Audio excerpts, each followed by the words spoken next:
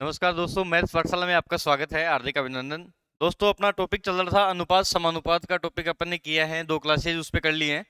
काफी अच्छे अच्छे क्वेश्चन अपन ने किए हैं। आज दोबारा उसी टॉपिक पे अपन क्लास करेंगे और देखेंगे और किस टाइप से अपने को क्वेश्चन पूछते हैं एग्जाम में। दोस्तों, कल अपन ने जहां छोड़ा था वहां देखो क्या था।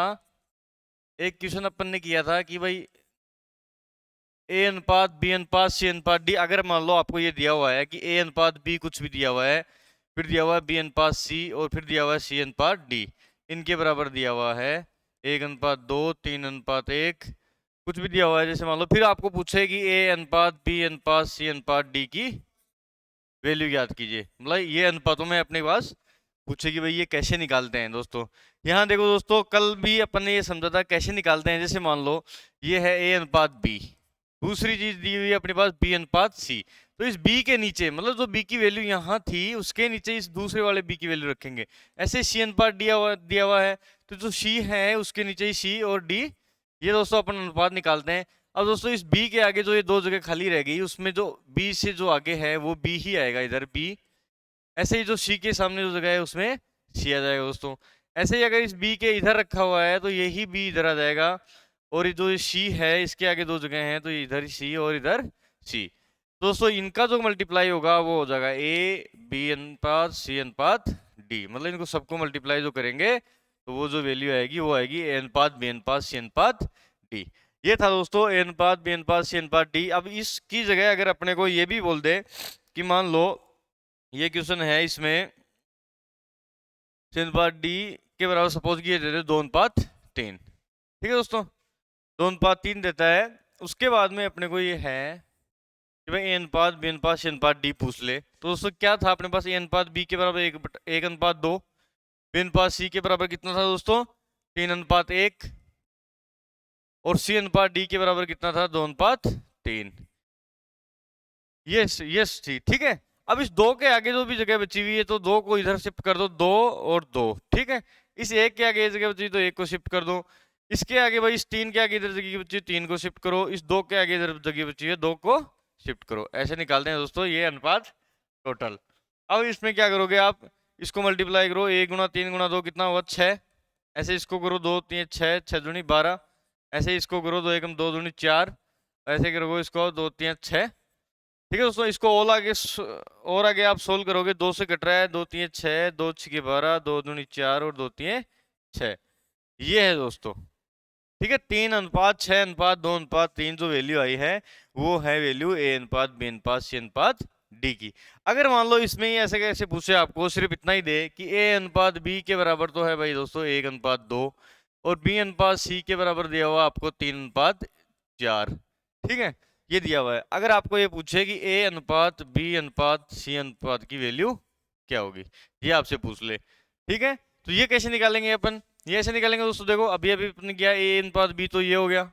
अब बी अनुपात सी, तो बी के नीचे ही बी वाला रखेंगे। बी अनुपात सी कितना है 4, ठीक है। ये ए बी और सी की वैल्यू।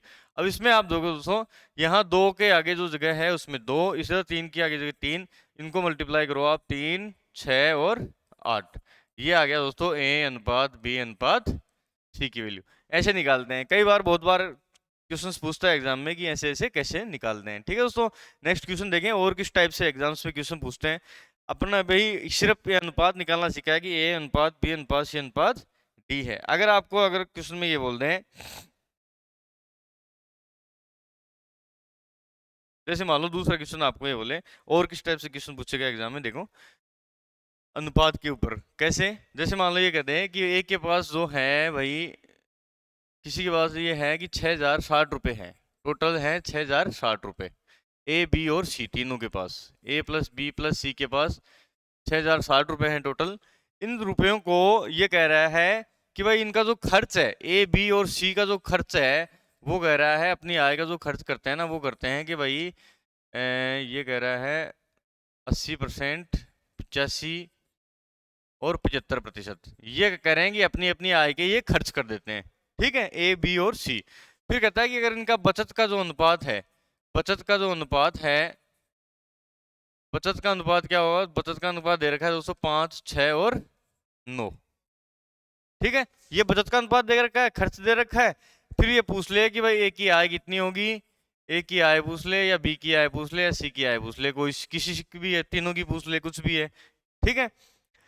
ये कैसे करेंगे, देखो दोस्तों एग्जाम में किससे जल्दी करेंगे। अब अपने पास सबसे बड़ी चीज ये दिया है कि दिया हुआ है खर्च, ठीक है, मतलब ए अपनी आय का 80% खर्च करता है और 5 बचाता है भाई, ठीक है। इसको कैसे करोगे आप, बचत कितनी होगी फिर भाई, देखो अपने पास बचत का दिया हुआ ना, 80 तो खर्च कर रहा है, तो जो ए है वो अपनी आय का 20% बचा रहा है, 20% ए, मतलब आय मान लो ए की ए ही है सपोज, तो 20% ऑफ ए की जो आय है उसके बराबर कितना अनुपात दे रखा है दोस्तों, 5, ठीक है।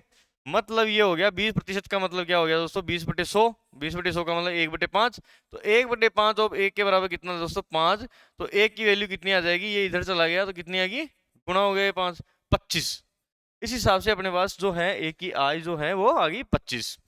अब अपने पास क्या कह रहा है कि जो बी जो है वो 85% खर्च करता है, तो उसकी बचत कितनी होगी, बी की बचत क्या होगी, 15%, तो 15% ऑफ बी के बराबर कितना दे रखा है अपने को अनुपात में 6, मतलब ये खर्च दे रखा है, ये बचत है। अगर खर्च 80% हो रहा है तो बचत 20% है, ऐसे ही खर्च अगर 85% हो रहा है तो बचत जो है वो 15% है। अब इस बचत के बराबर अपन ने 6 जो वैल्यू दी हुई थी उसको रख दिया। यहाँ क्या करोगे दोस्तों, 15/100 का मतलब कितना हो गया, 15/100 और बी के बराबर 6, तो यहाँ बी की आय आ जाएगी, बी की आय क्या आएगी, 15% का मतलब 5 से 15 और 5 20, मतलब 3/20 और बी के बराबर दोस्तों आ गया 6। अब इसको बी के उधर ले जाओगे, बी को बराबर 6/3/20, तो 20 कहाँ गया ऊपर, ठीक है, चौथी संख्या ऊपर जाएगी। अब कितना आ गया ये, मतलब बी के बराबर आ गया अपने पास 40 दोस्तों, ठीक है। ऐसे ही अपने पास आगे दिया हुआ है, मतलब ए की अपन ने निकाल ली, बी की निकाल ली, ऐसे सी की निकालेंगे। सी का दिया हुआ भाई 75% वो खर्च कर रहा है, इसका मतलब कितना बचा रहा है, 25%। अब 25% ऑफ सी के बराबर दिया हुआ है भाई अपने पास में कितना, 6, सॉरी 9, तो 25% का मतलब कितना हो गया दोस्तों, 1/4 ऑफ सी के बराबर 9, तो सी के बराबर यहाँ से वैल्यू कितनी आ गई, 36। भाई ये 9 इधर है, सी के बराबर रखेंगे तो 1/4 आएगा, चौथी संख्या हमेशा ऊपर चली जाती है, 200 सी के बराबर कितना आ गया, 36। अब अपने पास जो वैल्यू है ए बी और सी कितनी कितनी आई, 25 40 और 36, ठीक है दोस्तों। कितना हो गया ये 25 40 36, ए प्लस बी प्लस सी के बराबर कितना हो जाएगा, ये हो गया ए प्लस बी प्लस सी। क्वेश्चन में तो दिया हुआ है 6060, जबकि अपन ने जो निकाला वो कितने कितने हैं भाई, 40 और 25 कितना हो गया, 65, 65 6 71 और 3 101, मतलब ए प्लस बी प्लस सी के बराबर 101 आ गया, और 101 के बराबर अपने पास वैल्यू है 6060, ये क्वेश्चन में दिया हुआ था। ए की वैल्यू अपने पास पूछी है, 101 के बराबर 6060 है, तो ए के बराबर कितना होगा दोस्तों, 6060 अपॉन में 101, मतलब यहाँ कितनी आ गई वैल्यू 60। भाई ए की वैल्यू अपने पास कितनी है 25, तो 25 के बराबर अपने से पूछा है, 25 गुणा 60, मतलब कितना आ गया दोस्तों, 1500 रुपए जो है वो एक की आय थी। इस टाइप का जो क्वेश्चन है बहुत ही बढ़िया क्वेश्चन, बढ़िया एग्जाम में क्वेश्चन पूछा जाता है। अपने को हमेशा ऐसे ही करना है कि अगर खर्च का दे रखा है तो बचत का अनुपात दे रखा है, तो खर्च है भाई 80% है तो 20% बचा रहा है वो, 20% के बराबर 5, इसका बी वाले का 15% के बराबर 6, उसका 25% के बराबर 6, ठीक है दोस्तों। और क्वेश्चन देखें किस टाइप से एग्जाम से पूछते हैं। इस क्वेश्चन को देखो, आप किस स्क्रीनशॉट ले सकते हो इसका, या फिर आप जैसे भी चाहें। देखो नेक्स्ट आपको कह रहा है कि ए और बी की जो आय है उसका अनुपात 3:2 और खर्चे का अनुपात है 4:3। फिर कहता है कि वो 2,900 रुपये बचाते हैं।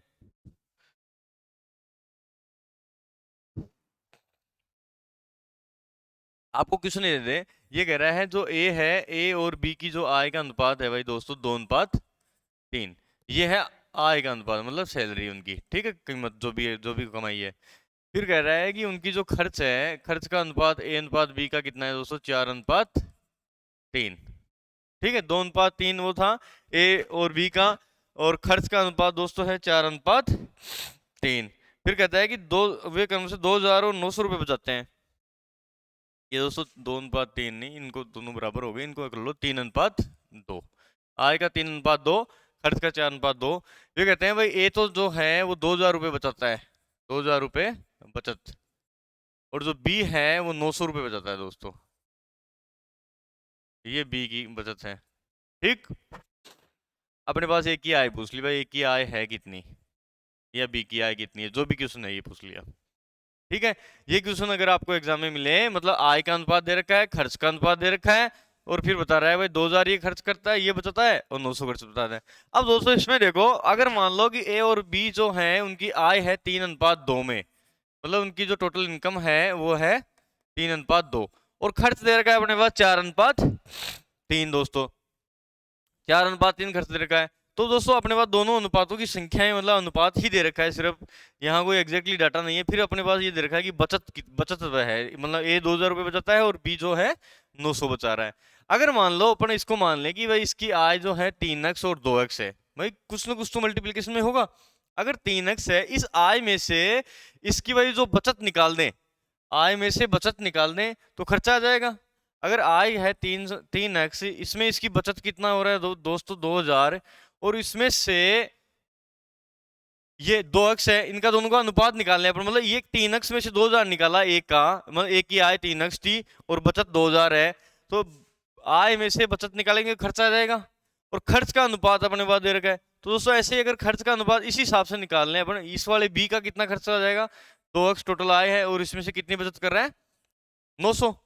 अब 900 बचत कर रहा है तो ये खर्चों का अनुपात आ गया, खर्च का अनुपात आ गया, तो यहाँ खर्च का अनुपात कितना दे रखा है 4/3, मतलब ये खर्चा ये खर्चा ये खर्चा दोनों बराबर हो जाएंगे। भाई यहाँ से खर्च निकाल लिया अपन ने, ये खर्चों का अनुपात दे रखा है। अब दोस्तों इसको सोल्व कर लो, ये सोल्व कैसे करोगे, इसको इधर करोगे 3 से मल्टीप्लाई, तो 9x माइनस 6,000 के बराबर, इस 4 को इधर करोगे आप मल्टीप्लाई, इस 4 को कितना करोगे तो 8x माइनस 3600। ठीक है दोस्तों, अब इसको सोल्व कर लो, ये 9x को 8x को इधर ले आए तो 9x माइनस 8x तो हो गया x, ये 6000 इधर चला जाएगा, मतलब ऐसे हो गया माइनस 3600 प्लस 6000। भाई इधर आएगा बराबर के साइन, बराबर के निशान से इधर आएगी कोई भी संख्या, तो ये माइनस है तो प्लस में हो जाएगी, प्लस में है तो माइनस में हो जाएगी। अब 3600 और 6000 का अंतर कितना हो गया दोस्तों, यहाँ कितना आ गया 1400 रुपये, सॉरी 2400 रुपये। मतलब क्या आ गया दोस्तों, x की वैल्यू जो है वो 2400 आ गया। एक की टोटल आय पूछी है, भाई एक की आय है कितनी 3x है, ठीक है, तो 3x है, अगर x की वैल्यू 2400 है तो 3x के बराबर कितना हो गया दोस्तों 3 गुना 2400, तो ये हो गया ए की आय 7200। अगर ऐसे ही आपको बी की आय पूछ ले, बी की आय पूछे आपसे, तो बी की आय कितनी है 2x, तो x बराबर 2400 है तो 2x के बराबर कितना हो जाएगा दोस्तों 4800। ऐसे ही बी की आय निकाल लेंगे अपन। आई बात समझ में, बहुत ही बढ़िया क्वेश्चन। देखो नेक्स्ट क्वेश्चन कैसे और कैसे एग्जाम्स में क्वेश्चन पूछे जाएंगे आपको।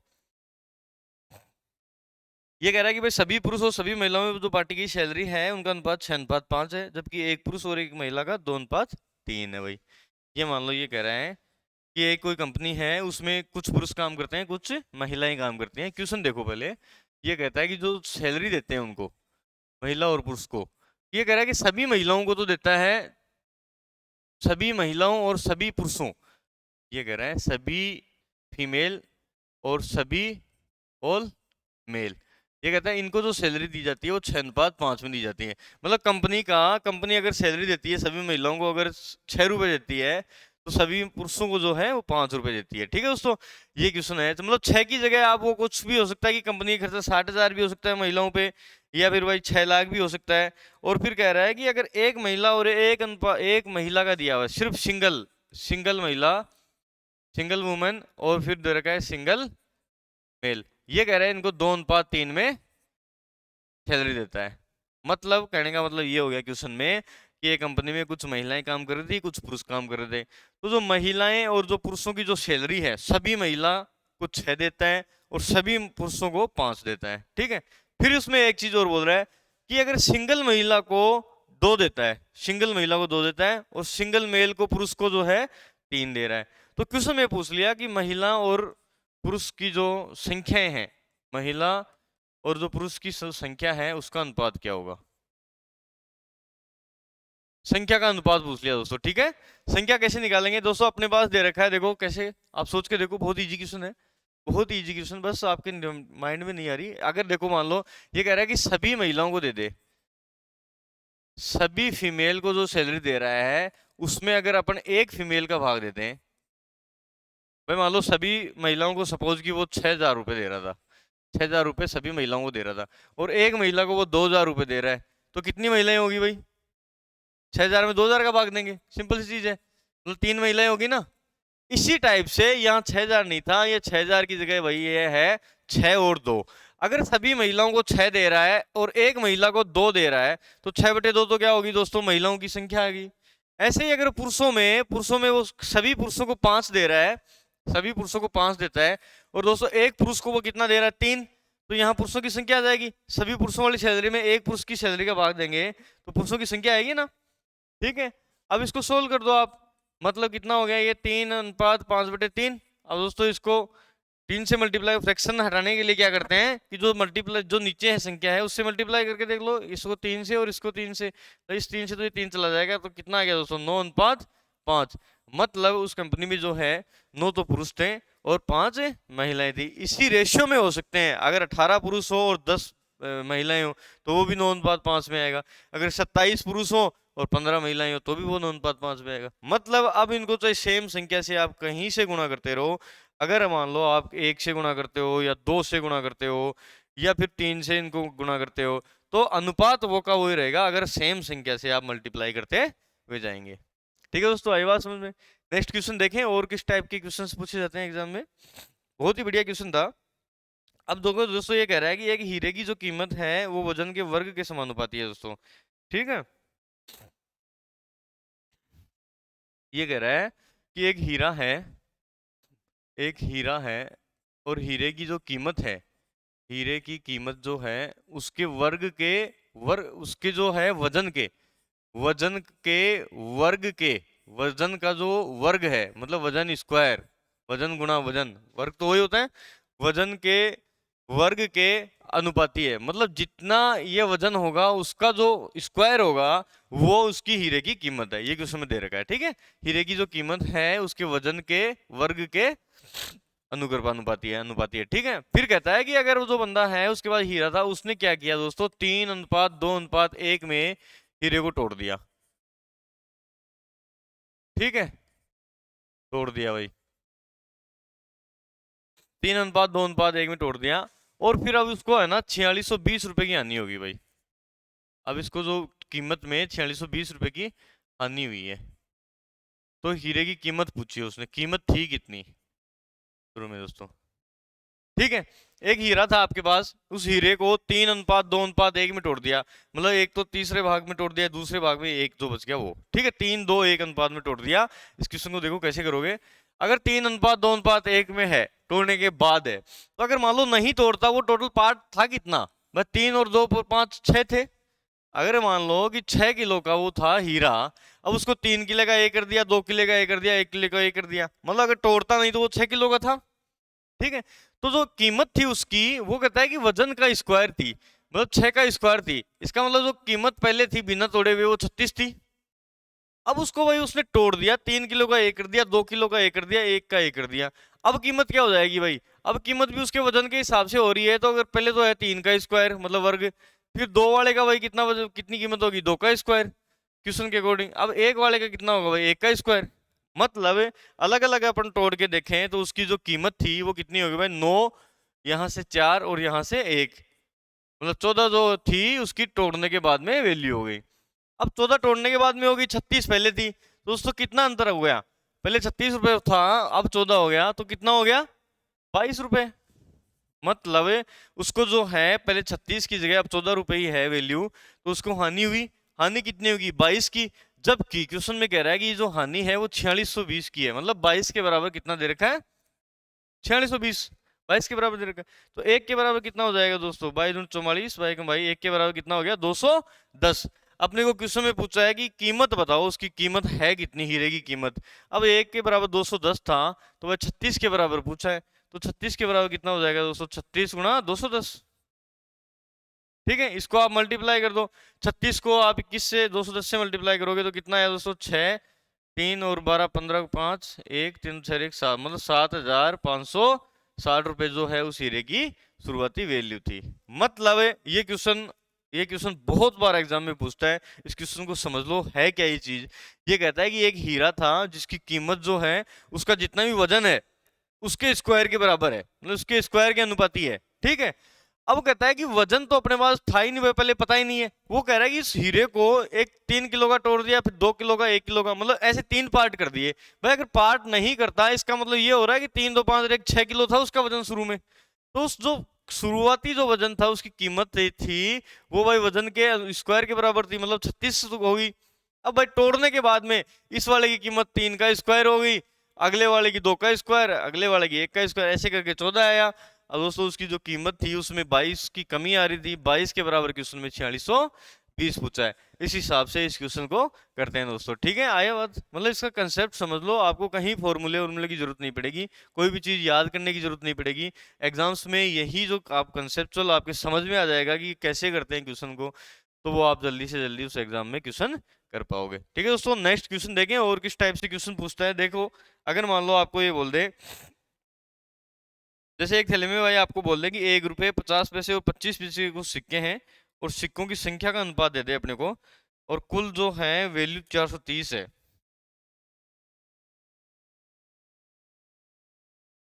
ये कह रहा है भाई एक बैग है जिसमें कुछ सिक्के हैं, और वो सिक्के जो है ना वो भाई 1 रुपए का है और 50 पैसे के हैं और 25 पैसे के सिक्के हैं।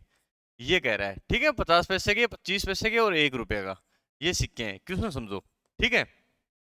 अब कह रहा है जो ये इन जो सिक्कों की संख्या है, सिक्कों की संख्या, ये 5:7:9 में है। मतलब 1 रुपए के 5 सिक्के हैं तो 50 पैसे के 7 सिक्के हैं और 25 पैसे के 9 सिक्के हैं, ठीक है दोस्तों। फिर कह रहा है कि जो इन सिक्कों से जो वैल्यू बन रही है सबकी, मतलब कितने रुपए बन रहे हैं, वो टोटल कुल 430 बन रहे हैं भाई, कुल 430 कीमत बन रही है, 430 रुपए, ठीक है। फिर उसमें पूछ लिया कि भाई ये बताओ 50 पैसे के सिक्के कितने होंगे, ठीक है, सिक्के पूछ लिया। अब दोस्तों कैसे करोगे इस क्वेश्चन को। हमेशा ये जो क्वेश्चन सिक्के वाला क्वेश्चन है उसमें दो टाइप से क्वेश्चन पूछता है। एक बार तो यहाँ सिक्कों की संख्या दे दी और टोटल कीमत दे दी, दूसरी बार क्या पूछेगा, सिक्कों की संख्या नहीं देके यहाँ सिक्कों की कीमत दे देगा, ठीक है। मतलब इन जो 1 रुपए के सिक्के हैं, मान लो 30 रुपए हैं तो 30 सिक्के हो जाएंगे, इस टाइप से, मतलब अलग अलग टाइप से पूछता है। एक बार तो सिक्कों की संख्या दे रखी है इस टाइप से, देखो ये है संख्या सिक्कों की, ठीक है, 5, 7 और 9, और वैल्यू उनकी दे रखी है बैग में जो है टोटल 430 रुपए है। 50 पैसे के सिक्कों की संख्या पूछी है। देखो दोस्तों कैसे करोगे इस क्वेश्चन को, कैसे करोगे, देखो ये मान लो आपके पास 1 रुपया का सिक्का है, ये 50 पैसे का सिक्का है और ये 25 पैसे का सिक्का है, ठीक है। सिक्कों की वैल्यू मतलब पैसे वाले जो अपने पास 1 रुपए के, 50 पैसे के, 25 पैसे के। अब ये कह रहा है कि भाई जो सिक्कों की संख्या है वो है 5:7:9 में। अगर मान लो 1 रुपए के 5 सिक्के हैं और इसके हैं भाई कितने 7 और इसके कितने 9, तो दोस्तों वैल्यू क्या हो जाएगी इनसे। अगर 1 रुपए के 5 सिक्के हैं, 50 पैसे के 7 सिक्के हैं, 25 पैसे के 9 सिक्के हैं, तो वैल्यू कितनी हो जाएगी, 1 रुपए के 5 सिक्के हैं तो कितने रुपए हो गए भाई 5। ऐसे अगर 50 पैसे के 7 सिक्के हैं, 50 पैसे के 7 सिक्के तो कितने पैसे हो गए, कितने रुपए हो गए, यहाँ 3.5 रुपए हो गए। 50 पैसे के 7 सिक्के हैं तो 3.5 रुपए हो गए। ये तो आप पहचानते ही हो। अगर ये है 25 पैसे के 9 सिक्के हैं तो 25 पैसे के 9 सिक्के कितने हो जाएंगे भाई, 4 सिक्कों में तो 1 रुपया होगा, 8 सिक्कों में 2 रुपए हो जाएंगे, तो 2 रुपए और 25 पैसे हो जाएंगे इसकी वैल्यू, 2 रुपए 25 पैसे। मतलब इन सिक्कों से इनकी वैल्यू आ गई है 5, 3 और 2.5, ये आ गई कीमत भाई, ठीक है। जबकि क्वेश्चन में कह रहा है कि ये कीमत है ना 430 है, मतलब सबको जोड़ के, अब सबको जोड़ेंगे कितना हो जाएगा, 5 और 3 8 और 2 10, मतलब 10.75 हो गया दोस्तों। 10.75 के बराबर ये अपने पास जो अपन ने माना है, यहाँ जो अनुपात वाला दिया हुआ था ये एग्जैक्टली सिक्के नहीं थे, ये इनके अनुपात में था। अपन ने मान लिया कि भाई यही एग्जैक्टली है, तो इनके हिसाब से तो आ रहे हैं 10.75 इसकी वैल्यू बैग में जो कितने पैसे थे, 10.75 पैसे थे, रुपए थे। अब जबकि क्वेश्चन में कह रहा है कि ये 10.75 रुपए नहीं थे, ये टोटल जो है ना वो 430 रुपए थे। तो दोस्तों क्या वैल्यू हो जाएगी इसकी, अगर 10.75 के बराबर 430 है तो 1 के बराबर कितना हो जाएगा दोस्तों, 1 के बराबर 430 अपॉन में 10.75, ठीक है। अब अपने पास कौन से का पूछा है, 50 पैसे वाले सिक्कों की संख्या पूछी है, तो 50 पैसे वाले कितनी थी भाई 7, तो इसकी 7 की वैल्यू कितनी होगी, इसको मल्टीप्लाई बाई 7, तो 7 की इसको काटोगे दोस्तों आप कितना हो जाएगा, ये 4 से कट रहा है क्या,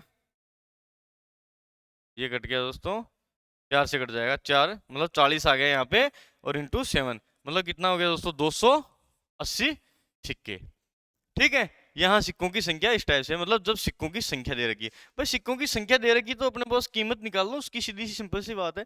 अगर कीमत आ गई अपने 10.75, जबकि क्वेश्चन में दिया हुआ था 430।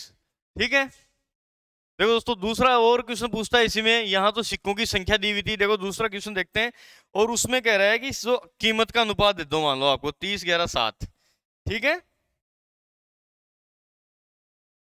देखो इस क्वेश्चन को देखो एक बार देख लो आप, इसमें सिक्कों की संख्या दी हुई थी। आपको को नेक्स्ट क्या करना है कि भाई कीमत का अनुपात दे रखा है। ये कह रहा है कि एक बैग में जो है ना वो 1 रुपए का सिक्का है, 50 पैसे के सिक्के हैं कुछ, और कुछ हैं 25 पैसे के सिक्के। ठीक है, इनकी वैल्यू मतलब एक एक रुपए के कितने हुए, इनकी वैल्यू है 30, 11 और 7 के अनुपात में। मतलब पहले वाले में तो सिक्कों की संख्या थी, इसमें दे रखी है उनकी वैल्यू।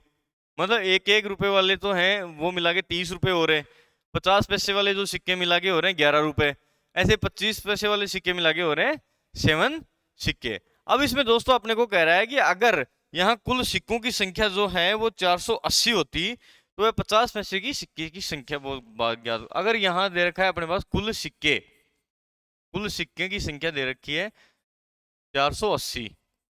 ठीक है, 480 कुल सिक्कों की संख्या दे रखी है, और ये कह रहा है पूछ रहा है अपने पास 50 पैसे के सिक्कों की संख्या कितनी होगी, 50 पैसे के सिक्के हैं वो कितने हैं बैग में, या कुछ भी पूछ सकता है। यहाँ 25 पैसे के सिक्के पूछ सकता है। ठीक है, 1 रुपए के सिक्कों भी पूछ सकता है। अब देखो कैसे करेंगे इस क्वेश्चन को, कैसे आप जल्दी करोगे।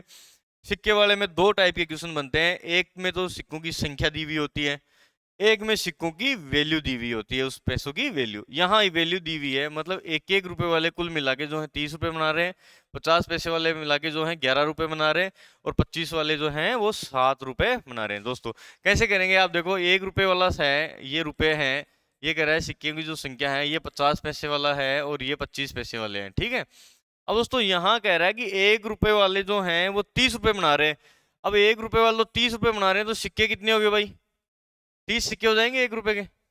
कब बनेंगे 30, वैल्यू कब बनेगी, जब एक एक रुपए वाले की 30 रुपए बना रहे हैं वो, तो एक एक रुपए कितने सिक्के होंगे, 30 होंगे। सिंपल सी चीज है। ऐसे ही अगर 50 रुपए वाले कह रहे हैं कि 11 रुपए बना रहे हैं, भाई 50 पैसे वाले जो सिक्के हैं वो 11 रुपए बना रहे हैं, तो सिक्के कितने हो जाएंगे उसमें हैं, 50 पैसे के सिक्के हैं और उनसे 50 पैसे की सिक्के की जो वैल्यू है वो है 11 रुपए, तो सिक्के कितने हो जाएंगे, डबल होंगे ना, मतलब 22 सिक्के होंगे भाई। 50 पैसे के सिक्के होंगे तभी तो 11 रुपए बनेंगे। ठीक है, ऐसे ही अगर ये कह रहा है कि 25 पैसे वाले जो हैं वो 7 रुपए बना रहे हैं, तो 25 पैसे वाले 7 रुपए बना रहे हैं, तो सिक्के की संख्या कितनी हो जाएगी, 7 चौक 28, क्योंकि 1 रुपए में भाई 4 सिक्के होते हैं, तो 28 हो जाएगी। मतलब ये सिक्कों की संख्या का अनुपात आ गया अपने पास। इसके हिसाब से अगर अपन ने 30 रुपए मान लिए, ये अनुपात दिया हुआ था कीमत का, एग्जैक्टली वैल्यू नहीं थी, अपन ने मान लिया कि यही एग्जैक्टली ये सपोज, तो इसी एग्जैक्टली कीमत के हिसाब से अपन ने सिक्कों की संख्या आ गई दोस्तों, ये आ गई सिक्के, और ये थी क्या भाई दोस्तों, कीमत।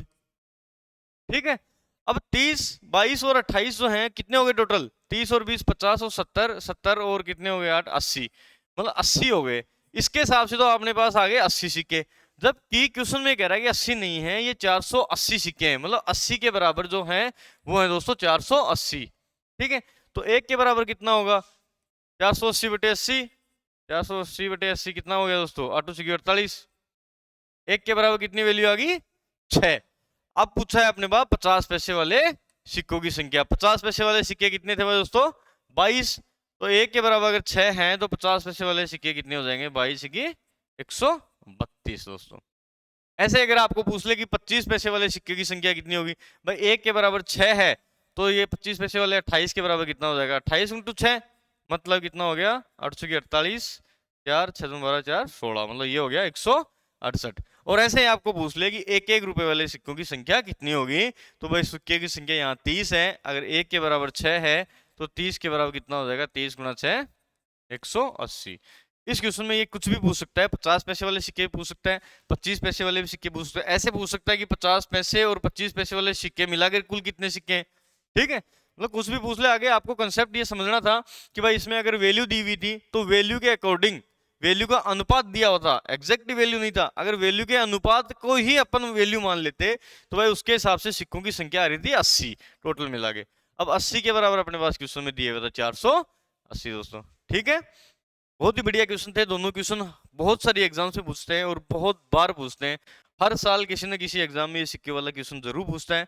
अब सिक्के वाले दो ही टाइप के क्वेश्चन है, एक बार तो कीमत देती है, एक बार सिक्कों की संख्या देता है। ठीक है दोस्तों, दोनों आपको मैं समझ में आ गया होगा, अच्छे तरीके से मैंने आपको समझाया है, इसका कंसेप्ट समझाया है क्या ये। ठीक है, देखो नेक्स्ट क्वेश्चन और किस टाइप से अपने को क्वेश्चन पूछता है एग्जाम में। अगर मान लो आपको ये बोल दे एग्जाम के क्वेश्चन, देखो ये बोल दे कि भाई आपको 710 रुपए हैं और उनको जो है ए को बी से तो 40 और सी को जो है इसे 30 ज्यादा मिलते हैं। ये मान लो ये आपको पूछ रहा है कि आपके पास 710 रुपए हैं दोस्तों, 710 रुपए हैं। वो 710 रुपए में कह रहा है ए बी और सी तीनों में विभाजित करने हैं, मतलब ए बी और सी में बांटने हैं वो। फिर उसमें एक कंडीशन दी हुई है कि जो ए को है ना, ए को पहली कंडीशन तो क्या दी हुई है कि ए को बी से 40 अधिक, एक तो ये संख्या है, एक को बी से 40 अधिक रुपए मिलने चाहिए। और फिर कह रहा है भाई एक को जो है सी को ए से 30 रुपए ज्यादा मिलने चाहिए। दूसरी कंडीशन ये है कि सी को ए से 30 रुपए अधिक मिलने चाहिए। आई बात समझ में? दो चीज पूछ ली अपने पास, 710 रुपए को बांटने हैं, 710 को बांटने में भाई एक को बी से 40 अधिक मिलने चाहिए। कैसे करोगे? देखो ए बी और सी का अनुपात मान लो अपने पास ये है, ठीक है, तीनों में विभाजित करना है। पहले पहले तो कहता है ए को जो है बी से 40 मिलने चाहिए अधिक। अब मान लिया कि बी को कितने मिलते हैं अपने पास, एक्स मिलते हैं, सपोज कुछ भी मिलता है बी को, उससे 40 अधिक मिलने चाहिए ए को, तो ए को कितना मिलेगा वो दोस्तों एक्स प्लस 40, बी से 40 ज्यादा। फिर कहता है कि जो सी को है ना ए से 30 अधिक, मतलब अगर ए को एक्स प्लस 40 मिल रहा है तो सी को जो है इससे भी 30 ज्यादा मिलने चाहिए। तो सी को क्या मिलेगा दोस्तों, एक्स प्लस 40 तो मिलेगा ही मिलेगा, इससे 30 और एक्स्ट्रा मिलेगा।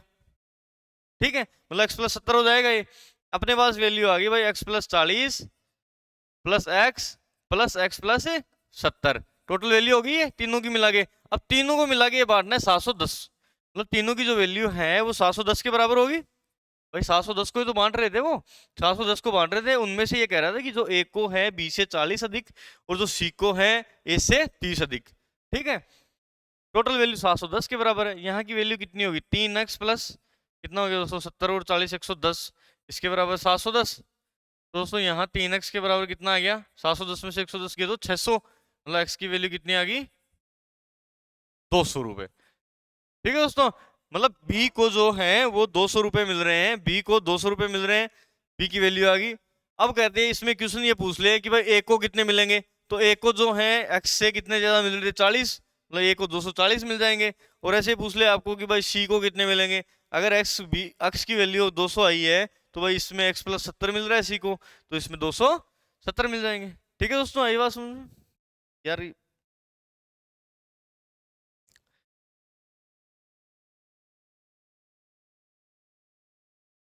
है दोस्तों, पेन गिर गया था भाई। अब देखो अगर आपने ये है कि x की वैल्यू 200 है तो a की वैल्यू पूछ ले अपने पास, तो a कितना है दोस्तों x प्लस 40, मतलब 200 प्लस 40 मिल रहा था, तो 240 हो गया ये। ऐसे ही अगर c को पूछ ले तो c की वैल्यू कितनी थी दोस्तों, c की वैल्यू थी x प्लस 70, तो अगर x के बराबर 200 थी तो c के बराबर x प्लस 70 का मतलब 200 प्लस 70 मिल जाता, इसका मतलब 200 टोटल जो है वो 270 मिलते। ए बी और सी तीनों की अपने पास वैल्यू आ गई। यही एग्जाम में पूछेगा हमेशा, मतलब इसको बांटते कैसे हैं कंडीशन के हिसाब से आप देख लेना कि कंडीशन इसमें करा था कि बी से 40 अधिक, मतलब बी को मान लिया तो ए को एक्स प्लस 40, फिर कंडीशन थी कि सी को ए से 30 अधिक, तो सी को दोस्तों ए से 30 अधिक मिल रहा था। इस टाइप से कंडीशन के हिसाब से अपने को उनका अनुपात जो है सेट करना था और उसके हिसाब से 710 रुपए को बांटना था दोस्तों। अगर आपको ये बोलते हैं कि 5 वर्ष पहले जो है ए और बी की आयु 2:3 थी और अब से 5 वर्ष बाद में जो है उनकी आयु 3:4 हो जाए। दोस्तों क्वेश्चन है कि आज से, एक तो आज है और एक है आज से 5 वर्ष पहले, और एक बोल रहा है आज से 5 वर्ष बाद में। देखो क्या क्वेश्चन है, ये कह रहा है कि 5 वर्ष पहले, 5 वर्ष पहले जो ए और बी था उनका अनुपात कितना था भाई दोस्तों, 2:3 3। ये 5 साल पहले की बात कर रहा है। अब कह रहा है कि आज से 5 वर्ष बाद में, ये आज से 5 वर्ष पहले की बात कर रहा था, आज से 5 वर्ष बाद में कह रहा है कि ये जो अनुपात है, ये बी की जो आयु का अनुपात है वो 4:3 है। मतलब 5 वर्ष पहले तो 2:3 था, और जो आज से 5 वर्ष बाद में है वो कह रहा है कि 3:4 है। ठीक है दोस्तों। अच्छा, ये तो बराबर नहीं होना चाहिए, ये 3:4। एक की वर्तमान आयु पूछ ले भाई, एक की वर्तमान आयु बताओ। इस टाइप के क्वेश्चन बहुत बार पूछे जाते हैं। देखो कैसे करते हो कि 5 वर्ष पहले, मतलब मान लो आज यहाँ हो, आप आज यहाँ हो, आज से 5 साल पहले यहाँ थे, और आज से 5 साल बाद में यहाँ हो। 5 साल बाद में, ये 5 साल पहले की बात कर रहा है। ठीक है दोस्तों। और ये यहाँ पे आज की बात कर रहा है। अगर 5 साल पहले कह रहा है कि 2:3 था उनका अनुपात, ए अनुपात बी जो है वो 2:3 था, आज क्या होगा अपने को पता नहीं। ये कह रहा है 5 साल बाद में, मतलब कितने अनुपात है, 3:4 दोस्तों। अब एक चीज आप समझे होंगे कि जो 5 साल पहले और 5 साल बाद में, कितने साल का डिफरेंस हो गया यहाँ पे, 10 साल का हो गया। मतलब आज से 5 साल पहले की बात कर रहा है, वो तो कह रहा है 2:3, और आज से 5 साल बाद में, तो आज से 5 साल बाद में कितना हो जाएगा दोस्तों, 3:4। मतलब 5 साल पहले से और 5 साल बाद में जो डिफरेंस है वो कितने सालों का हो गया, 10 साल का डिफरेंस हो गया। अगर मान लो इसको अपन ये मान लें कि भाई ये जो आयु है 5 साल पहले की, ये अगर अपन कुछ भी मान लें कि सपोज कि 2x और 3x है, ठीक है, तो 2x में आप 10 जोड़ोगे तब 5 साल बाद में जाओगे, 2x में 3 आप 10 साल जोड़ोगे तब 3 के बराबर होगा। ऐसे अगर आप इस 3x में 10 जोड़ोगे तब आप 5 साल बाद तक पहुंचोगे। ठीक है, देखो कैसे ये क्वेश्चन था। अब दोस्तों इसमें कैसे मान लो ये है कि भाई 2x में आप 10 जोड़ोगे, इस 2x में, ये 5 साल पहले की थी 2x, इसमें आप 10 जोड़ोगे तो 5 साल बाद तक पहुंचोगे। अगर 5 जोड़ते, 2x में 5 जोड़ते तो आज की वैल्यू आती, और 5 साल बाद की बात करें तो आप 10 जोड़ोगे, तो 2x में 10 जोड़ रहा है और इस 3x में आप 10 जोड़ दो, तो इनका अनुपात जो है ये कह रहा है कि 3:4 हो जाता। ठीक है, इसके हिसाब से अपन ने 10 जोड़ के जो अनुपात निकाला वो क्वेश्चन में अनुपात 3:4 दे रखा है। यहां से दोस्तों इसको सोल्व करोगे, इसको इससे गुणा होगा और ये इससे गुणा होगा, मतलब इसको इससे गुणा करोगे तो 4 दूनी 8x प्लस 10 चौक 40 के बराबर कितनी वैल्यू दोस्तों होगी, 3 3 9x प्लस 30। आई बात समझ में। अब 8x और इसको सोल्व करोगे आप, 9x, इस 8x को उधर ले जाओ, 9x तो 9x माइनस 8x तो ये हो गया, और दोस्तों यहाँ 40 है, उस 30 को उधर ले आओ तो जब उधर प्लस का है तो इधर माइनस हो गया। देखो दोस्तों 9x को यहीं रखा, इस 8x को इधर ले गए तो ये माइनस में हो गया, 40 को यहीं रखा और उस 30 को इधर ले आए तो ये माइनस हो गया। मतलब x के बराबर कितनी वैल्यू आ गई, 10। ठीक है, x की वैल्यू 10 आ गई, इसका मतलब जो 5 साल पहले की आयु थी वो 10 गुणा 2 कितनी हो जाएगी, 20 साल हो जाएगी। इसकी कितनी आयु होगी भाई, 30। ये 5 साल पहले की आयु है। ठीक है, आज की आयु पूछी है, तो आज भाई 5 साल पहले में आप 5 साल जोड़ दोगे तो आज की चल जाएगी। अगर ये 20 थी 5 साल पहले तो आज कितनी हो जाएगी दोस्तों, ये 20 + 5 25। सिंपल सी चीज है। अगर मान लो कि आज से 10 साल बाद में पूछे तो 10 साल बाद में कितना होगी, आज अगर 25 है तो 10 साल बाद में कितनी हो जाएगी, 10 साल और जोड़ दोगे 35 हो जाएगी। ठीक है दोस्तों, इस टाइप से आपको एज पे जो आयु है 5 वर्ष पहले की देके 5 वर्ष बाद की देके अनुपात देके पूछ सकता है। ठीक है दोस्तों, ऐसे ही क्वेश्चन अगर आपको मान लो ये दे दे कि राम की आयु जो है उसकी बेटी की आयु का 4 गुना है, 5 साल पहले राम की आयु अपनी बेटी की आयु का 9 गुना थी। ये कह रहा है कि 2 आदमी हैं, राम है और उसकी बेटी है। ये कहता है जो राम की आयु है ना, राम की जो एज है 5 साल पहले की बात कर, राम की एज और बेटी की एज, कहता है कि बेटी से 4 गुना थी, बेटी से 4 गुना। ठीक है, 5 साल पहले की बात कर रहा है कि राम की जो एज है वो उसकी बेटी की आयु का, आज की बात करें सॉरी, ठीक है, राम की आयु उसकी बेटी की आयु का 4 गुना, 5 साल पहले की बात करें तो कहता है बेटी की आयु का 9 गुना थी। भाई आज की, ये तो वर्तमान की कह रहा है कि 4 गुना है वर्तमान में तो, और 5 साल पहले बोल रहा है 5 वर्ष जो पहले है जो बेटी से 9 गुना था भाई, आयु में 9 गुना था 5 साल पहले।